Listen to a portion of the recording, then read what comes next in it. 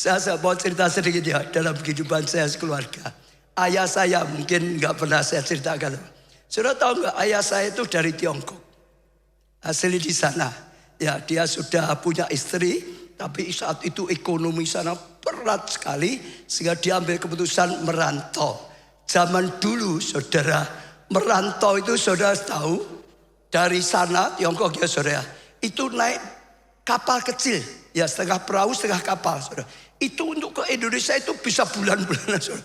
Itu nempuh bahaya perjuangan, kalau nanti tenggelam, kalau nanti dirampok dan macam-macam saudara. Hanya orang yang gigih berani berjuang seperti itu. Maka perantau di mana-mana seringkali lebih berhasil karena itu orang-orang yang gigih. Betul, dari sana sampai Indonesia yang namanya di sana aja kekurangan kok, nggak punya apa-apa. Dia usaha kerja saudara, beli kain ya dulu sarung dari ya 1 potong dan 2 potong dari ya toko-toko gitu agen, lalu keliling kampung jual sarung, cari 1 potong 2 potong, lagu kulaan lagi,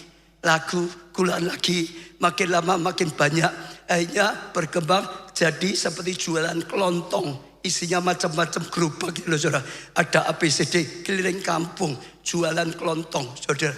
Terus sekian lama baru maju lagi, lalu karena dia ke desa-desa juga, akhirnya beli kedelai, akhirnya jadi ya juragan Polowijo gitu saudara. Kedelai ini dan macam-macam dikembangkan terus. Lalu setelah itu tambah lagi karena harus ini punya ekspedisi sendiri saudara. Jadi ada ekspedisi. Saat itulah saya lahir, saya merasa anaknya orang kaya. Padahal dulunya ayah saya itu berat sekali ya, karena setelah dia mulai bisa Polowijo, dia suami yang setia. Gak wis sugih, golek bojo lagi, ndak di sini ndak. Balik Tiongkok, ibu saya dibawa sini, istrinya bawa sini.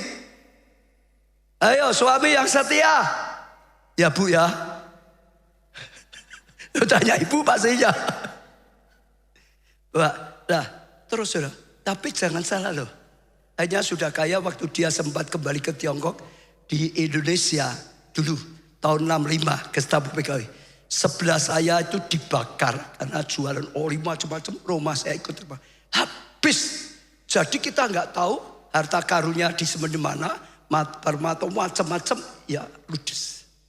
Ayah ibu saya pulang kaget, dia nggak bisa ngomong, hanya di rumah, hanya cukup duduk diam saja. Perjuangannya puluhan tahun ludes, nggak bisa ngomong. Tapi sekali lagi akhirnya harus berjuang lagi, berjuang. Itu yang saya sebut gali lubang tutup lubang. Ada dibantu suami, family, saudara, akhirnya ya macam berintis lagi dari bawah. Jadi pedagang tekstil.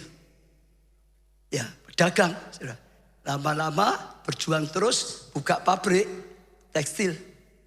Saudara, setelah buka pabrik tekstil, akhirnya ya sudah tua, dia meninggal, diserahkan saya. Saya melanjutkan apa? Gali lubang, tutup lubang. Kalau saya sering cerita itu, sampai di situ ceritanya. Gali lubang, tutup lubang karena nggak punya modal. Tapi saudara jangan salah. Saya berjuang. Karena nggak punya modal. Itu usaha saya pencelupan dan printing. Oh saya nggak punya uang untuk panggil teknisi. Biayanya mah, saya belajar sendiri bagaimana mewarna, belajar sampai bisa. Lalu karyawan saya ajari, saudara. Oh saya buat pembukuan sendiri pabrik, nggak bisa pembukuan biar. Saya belajar, saudara, buat pembukuan sudah saya ajari kakak saya serahkan kakak saya. Semua saya belajar jadi sampai pernah bangun tempat pabrik seperti gudang gitu. Itu bangun sendiri. Yang paling spektakuler adalah setelah saya jalan jadi saingan saya itu beli mesin namanya finishing mahal. Dia Indian zaman dulu mahal. Saya nggak punya uang. Gimana caranya? Ya doa. Lalu pas saya dapat berita ada mesin finishing sudah lama, sudah nggak dipakai, punyanya perusahaan pemerintah, sudah dijual besi tua. Besi tuanya sudah di kandang babi. Tak beli 3 juta itu. Mulai belajar dibangun. Saya ke Jakarta Fair, datang pameran di situ. Mereka merasa ini bos mau beli gitu. Disuruh duduk, kasih minum, makan. Lalu kasih bukunya, cerita. Mesin kita seperti ini. Wah, luar biasa, cerita banyak sekali. Sistemnya seperti ini, kerjaan seperti ini. Awet macam-macam sampai selesai. Lalu saya dikasih satu tas, ya buku-buku, ya terus kasih penawaran juga, saudara. Saya pergi ganti yang lain-lain. Ada yang Jepang datang nanti. Terus satu persatu saya duduk. Disangka saya mau beli langsung. Ya sudah, wong saya gak ngomong mau beli. Saya ngomongnya hanya lihat-lihat dulu kok. Tapi dia berharap saya jadi pembelinya. Dicerita, diajar macam-macam. Saya bawa pulang semua. Di pulang saya pelajari. Saya hanya SMP 1. Saya tidak sekolah STM. Tapi belajar. Belajar. Tuhan tuntun. Step. Akhirnya sampai saya berhasil bangun dari besi tua jadi mesin finishing. Sekalipun tetap kalah canggih dengan yang beli ini, tetap kalah. Tapi saya menang harga. Dia harus pakai penyusutan. Dia harus pakai bunga yang banyak. Bersaing. Jalan. Gak punya waktu banyak. Akhirnya singkat cerita, saya ingin membalas cinta kasihnya Tuhan. Lalu saya membuat gambar-gambar hiasan dinding kalender.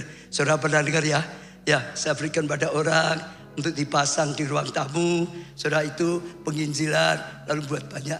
Di situ baru dapat modal, baru maju. Saat perusahaan sudah maju, sedang maju-majunya, Tuhan panggil jadi gembala sidang. Dari bawah lagi, saya nggak punya pengalaman jadi gembala sidang gimana. Saya nggak sekolah teologi ya. Saya nggak pernah di gereja yang ikut bangun gereja besar. Nggak pernah. Saya pun takut seperti itu. Tapi Tuhan teguhkan. Aku panggil. Kalau engkau mau, aku yang beri kemampuan. Disitulah saya belajar. Saudara sudah banyak. Saya belajar di banyak hamba Tuhan di Indonesia. Saya belajar di luar negeri. Gereja yang paling maju di seluruh dunia. Kalau saya dengar, saya datang belajar. Ya, di Korea, Yonggi-cho, belajar. Untuk dipraktekkan sehingga kita bisa lebih memajukan pertumbuhan gereja. Saya belajar di Bogota tentang kelompok saya. Belajar dibawa pulang, dipraktekkan. Gereja kita dipakai buat gerakan komsel. Betul nggak? Sekarang di Nigeria belajar. Sama saja. Ya, di sana spektakuler besar. Tuhan mulai percayai tanah yang besar untuk dikerjakan. Bangun itu, belajar lagi, saudara. Ini gimana ngelolanya, bangunnya, kan harus belajar. Belajar, Tuhan beri hikmat. Doa, belajar. Terus saudara, jangan takut. Kalau engkau sudah punya Tuhan, sudah punya janji, pegang janji, doakan, tapi ada usaha. Belajar, berlatih, berjuang. Jangan menyerah. Gigi. Kalau saudara tidak menyerah gigi, saudara akan dibawa dari kemuliaan pada kemuliaan. Gereja kita itu tempat saudara belajar. Gereja kita berdiri nggak ada satupun ya pendirinya, staf gembala yang lulusan teologi itu nggak ada. Nggak ada. Tapi kita belajar dari bawah. Bertumbuh. Ayo berjuang. Tangan yang diberkati, yang dilunjuk adalah tangan yang cakap.